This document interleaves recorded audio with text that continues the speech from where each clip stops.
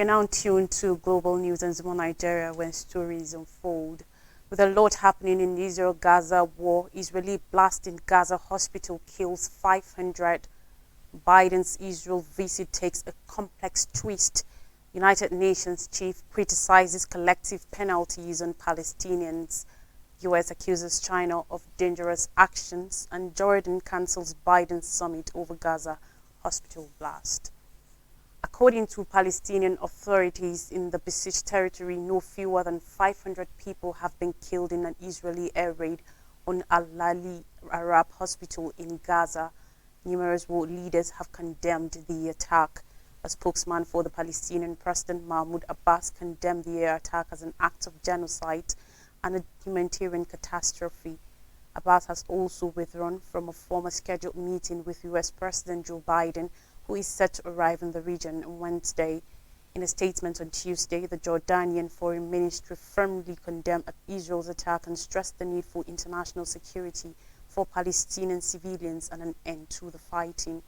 King Abdullah II said Israel's bombing of Gaza hospital was a massacre and a war crime that one cannot be silent about. The Egyptian government has issued a statement disapproving the attack in the strongest terms, calling on the international community to step in and stop more violations. Qatar's foreign ministry said the raid marked a dangerous intensification. The expansion of Israeli attacks over the Gaza Strip to include hospitals, schools, and other population centers is a dangerous escalation. The statement reads, the United Nations Health Agency's Director General Tedros Adhanom Ghebreyesus said, who strongly condemns the attack on Al-Ahli Arab Hospital, adding that early reports showed hundreds of deaths and injuries. Arab League chief Ahmed Abul-Gheit said that international leaders must stop this tragedy immediately in reaction to the attack. Turkish President Recep Tayyip Erdogan has condemned the attack in a statement. Hitting a hospital containing women, children, and innocent civilians is the latest example of Israel's attacks devoid of the most basic human values, he said. I invite all humanity to take action to stop this unprecedented brutality in Gaza. Also, Canadian Prime Minister Justin Trudeau condemned the attack and stressed the importance of adhering to the laws of war. Iran's foreign ministry has denounced the air raid as an attack on unarmed and defenseless people, reports said.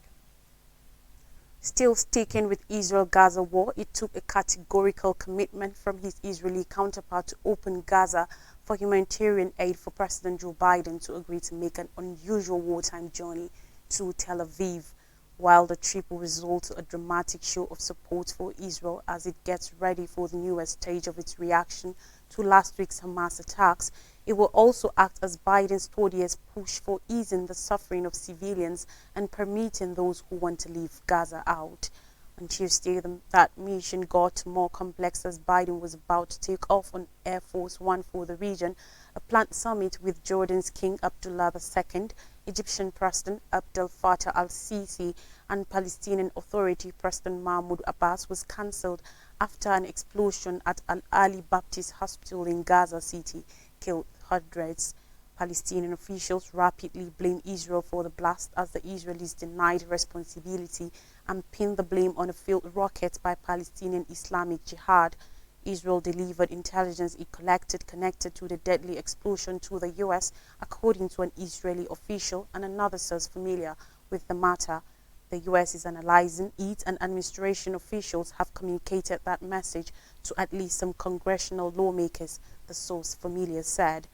Biden's high-stakes diplomacy with Prime Minister Benjamin Netanyahu as interlocutor of 4 decades highlights the subtle balance Biden is striking as he embarked upon the last-minute wartime visit on Tuesday evening. The White House had tried to balance the public and military support for Israel with the reality that Arab partners are critical to Biden's approach by going to Jordan for a summit with the major Arab leaders. But the last-minute scrapping of that meeting meant Biden will no longer go to Amman and instead faces a fresh diplomatic headache. At stake on the trip to Israel are the lives of millions of civilians, including Americans, presently trapped in the coastal Palestinian enclave where a humanitarian crunch is underway as Israeli troops mass at its borders ahead of an anticipated ground invasion.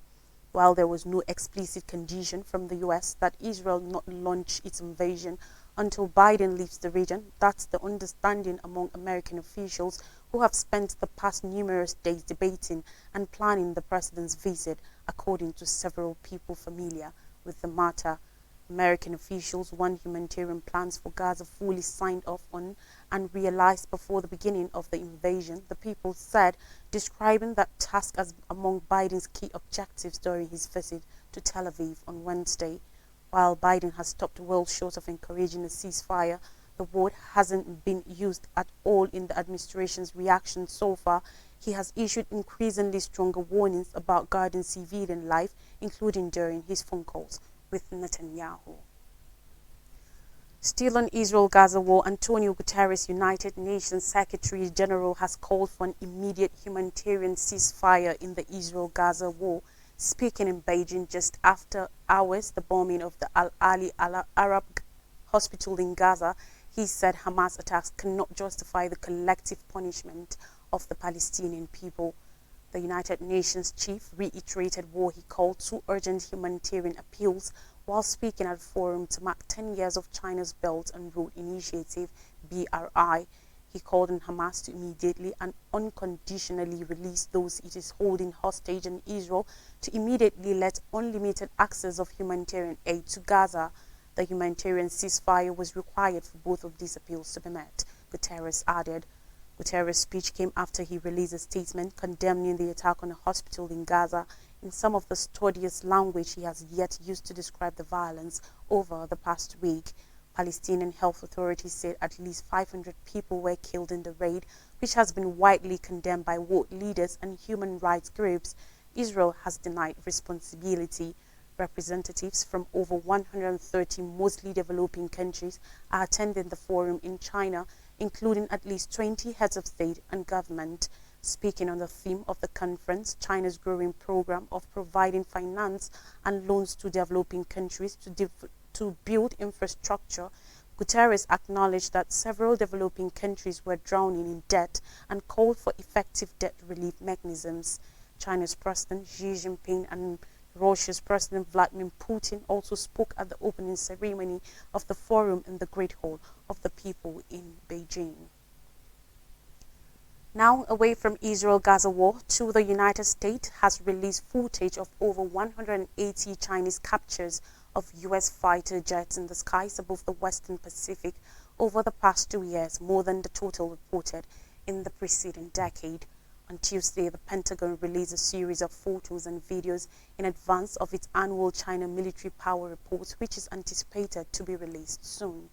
Assistant Secretary of Defense for Indo-Pacific Security Affairs, Eli Ratner, speaking at the Pentagon, described a sharp increase in coercive and risky operational behavior in the East and South China Seas, referring to airborne dealings between China's People's Liberation Army and the U.S. Air Force. Ratner noted a January 2023 event in which a Chinese fighter flew hundreds of miles per hour towards a U.S. aircraft flying international airspace over the South China Sea. The Chinese jet flew 30 feet 9 meters from the U.S. plane for over 15 minutes, he said. That event took place shortly after the U.S. Indo-Pacific Command accused the Chinese fighter jet of performing an unsafe maneuver during an intercept of a U.S. Air Force RC-135 surveillance plane over the hotly contested South China Sea. Officials stopped short of calling most of the flights unsafe on Tuesday, a specific term used only in the most egregious cases. Still, they added that the flights were part of a larger trend of regional intimidation by China that could accidentally lead to conflict. The U.S. release comes a day after Canada said a Chinese fighter jet flew within 5 meters 16 feet of a Canadian military plane over international waters near North Korea. Bill Blair, defense minister, described the actions as dangerous and reckless. China accused Canada of an illegal intrusion into the airspace of Chiweyu, an affiliated island of China's Doyudao. In reaction, the disputed islands are controlled by Japan, where they are known as the Senkaku Islands. Now back to Israel and Gaza war. Foreign Minister Ayam Safadi has said Jordan has cancelled the summit it was scheduled to hold in Amman on Wednesday with United States President Joe Biden and the Egyptian and Palestinian leaders to deliberate Gaza. Safadi said the meeting will be held at a time when the parties co-agree to end the war and the massacres against Palestinians, blaming Israel with its military campaign for pushing the region to the brink of the abyss.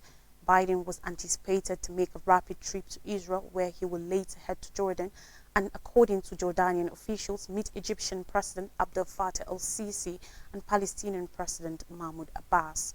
A White House official said as Biden departed on Tuesday, the U.S. president now will visit only Israel and postpone his visit to Jordan. Jordan's King Abdullah will have hosted the four-way summit, which will have on its agenda the need to get humanitarian aid to Gaza to avert a humanitarian catastrophe and temper the conflict with Israel. On Tuesday, Abdullah has blamed Israel for a blast at a Gaza hospital that killed about 500 Palestinians, saying it was a shame on humanity, and called on Israel to immediately end its military assault on Gaza. Palestinian officials say the explosion was caused by an Israeli air raid. Israeli officials have said the blast was caused when a rocket launched by a Palestinian armed group misfired. King Abdullah cautioned that Israel's response following a deadly cross-border attack by Hamas on October 7th that killed and wounded over 1,000 Israelis went beyond the right of self-defense to collective punishment of Palestinian civilians. The cancellation reflects an intensifying volatile situation that will test the limits of U.S. influence in the region as Biden visits Israel on Wednesday. Here are more stories. Putin emphasizes partnership with Xi Jinping. On Wednesday, Russian President Vladimir Putin hyped his country's deep alignment with China as he prepared on stages as guest of honor at a global meeting in Beijing, where Chinese leader Xi Jinping pitched his vision for a redesigned world order. In an earlier unannounced speech at the opening ceremony of the Belt and Road Forum, Putin hailed Xi's flagship foreign policy initiative as aiming to form a fairer, multipolar world. Russia and China share an aspiration for equal and mutually beneficial cooperation, which includes respecting civilization diversity and the rights of every state for their own development model, he added, in an apparent pushback against calls for authoritarian leaders to promote human rights and political freedoms at home. Putin spoke at Xi, who chaired 24 world leaders, over 100 delegations, to an event marking the 10th anniversary of the Belt and Road Initiative, an ambitious yet controversial undertaking to improve connectivity and trade across the world with Chinese infrastructure projects. Xi praised his initiative for providing an alternative development model for the world, saying it established a new framework for international cooperation. The gathering in Beijing's Kavanos Great Hall of the People took place under the shadow of a war in the Middle East that threatens to escalate into broader regional conflict and served as a stark showing of the deepening divisions between world powers. As leaders and representatives from countries mostly in the global south gather in the Chinese capital, U.S. President Joe Biden is set to arrive in Israel later on Wednesday in a show of staunch support for its ally, which has vowed to eliminate Hamas following the Islamic militant group's brutal attack on Israel earlier this month. China and Russia have both called for ceasefire in the spiraling conflict and have declined to explicitly condemn Hamas, caught in a stark contrast to the outpouring of support for Israel from the US and leaders across Europe. At the Belt and Road Forum in Beijing, United Nations Secretary General Antonio Guterres called for an immediate humanitarian ceasefire. Xi did not address the conflict in his speech, but he alluded to an apparent shift in global power and leadership. Changes of the world of our times and of historical significance are unfolding like never before, he said. Now, House Speakership, Jim Jordan loses on first ballot. Republican Jim Jordan has lost the first vote in his bid to become U.S. House of Representatives Speaker at stiffer than anticipated opposition from members of his own very party. Notwithstanding strong lobbying, 20 Republicans refused to vote for the right-wing Ohio congressman. The Trump ally abandoned plans for another vote until Wednesday morning. Congress's lower chambers has had no speaker since Kevin McCarthy was ousted 2 weeks ago in a right-wing revolt. The House is incapable to pass any bills or approve White House requests for emergency aid without a leader. That includes potential help for Israel amid its war with Hamas. On Tuesday, Jordan earned 200 votes in the first ballot, but he needs 217 to secure the Speaker's gavel. The Democratic nominee, Hakeem Jeffries of New York, earned more votes, 212, than Jordan, but Democrats are the minority party in the House, so it was not enough. Jordan promised to keep working and expressed confidence he will ultimately emerge victorious. Jordan can only afford to lose 4 Republican votes in a chamber that his party controls by 221 to 212. The House Judiciary Committee chairman initially said a second vote was planned for Tuesday, but later said it would instead take place at 11 o'clock local time on Wednesday. Republicans who refused to pick Jordan voted instead for Kevin McCarthy, the ex-speaker who was ousted on 3rd October, or picked other candidates. 3 even voted for Lee Zeldin, a New York congressman who retired from the House in January this year. A bloc of New York Republicans who voted against Jordan cited his opposition to benefits for survivors of the 9/11 attacks, among other political issues. But another New York Republican, Elise Stefanik, called Jordan a patriot, an American first warrior who wins the toughest of fights. Now to Africa. Lesotho's Prime Minister battles with constitutional turmoil. Prime Minister Sam Matekane of Lesotho is confronting an ambiguous political future as the major opposition party, the Democratic Congress DC, initiates a vote of no confidence. The step is a consequence of a 2020 constitutional amendment that reduced the powers of the executive, potentially undermining Matekane's ability to withstand a parliamentary challenge.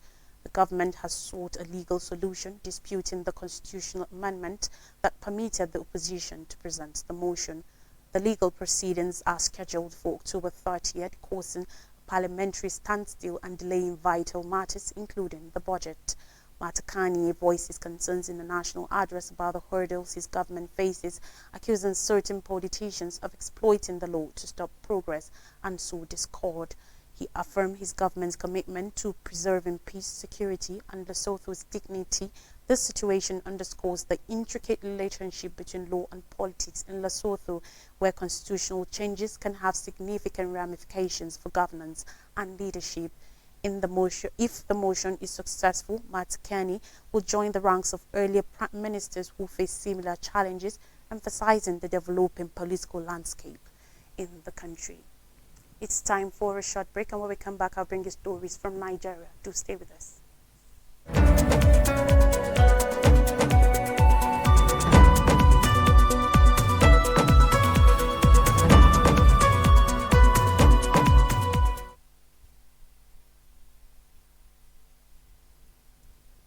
Welcome back. Stories from Nigeria now says Tinubu initiates 1.125 trillion naira cash aid to 15 million homes.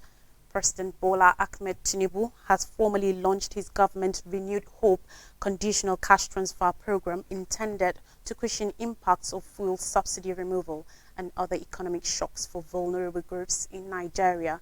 During the flag-off, which coincided with International Day for Eradication of Poverty at the Presidential Villa in Abuja yesterday, Tinubu said the scheme will cater for 15 million households and is precisely targeted at uplifting the poor and vulnerable. The program, projected to cost around 1.125 trillion naira, will assist 62 million beneficiaries in the next 3 months, each receiving 75,000 naira. At the symbolic ceremony for the initial 5 beneficiaries, Tinubu, who was represented by Secretary to the Government of the Federation, SGF George Akume, said his administration is determined to lead from the front and make sure all Nigerians enjoy sustained social protections. He revealed that the government is working to develop and deploy more interventions to assist Nigerians. He said this include investment of 100 billion naira to purchase 3,000 units of 20-seater compressed national gas CNG-powered buses for cheaper transportation, investment of 200 billion naira to cultivate 500,000 hectares of farmland to boost food security, and release of 2,000 metric tons of grains from strategic reserves to households across the 36 states and the Federal Capital Territory, Abuja. The president also announced planned distribution of 225,000 metric tons of fertilizer and seedlings to farmers, release of 75 billion naira to support 100,000 SMEs and startups, renewed Hope Shelter program for the poor, refugees and internally displaced persons, renewed Hope business grants and loans for vulnerable market women, farmers and traders, and renewed Hope support to SME, covering 1 million SMEs in the country. And finally on the news, uproar in Senate as Ndume leaves chamber.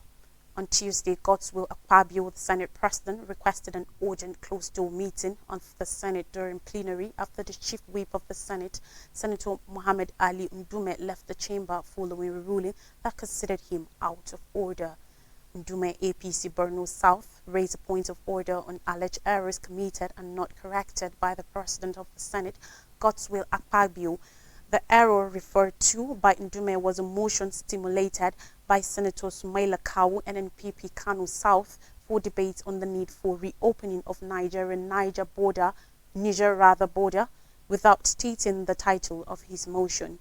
Ndume, who rose through Order 51 of the Senate Standing Rules, requested the Senate President to permit for correction of any error made or observed in plenary.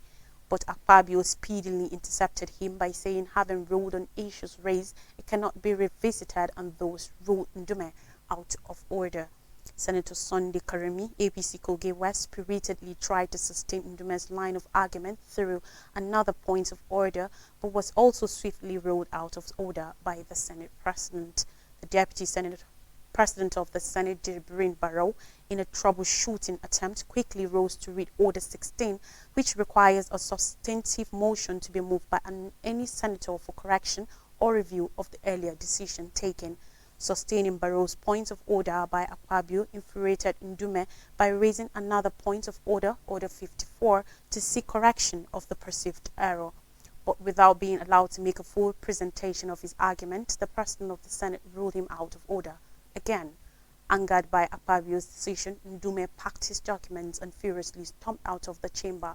Seemingly perplexed by the scenario, senators quickly went into the closed-door session, which is still on as at the time of filing this very report. A recap of major stories says Israel blast in Gaza hospital kills 500. Biden's Israel visit takes a complex twist. United Nations chief criticizes collective penalties on Palestinians. U.S. accuses China of dangerous actions, and Jordan cancels Biden's summit over Gaza hospital blast. That's all in the news. Thanks for watching. Have a great day.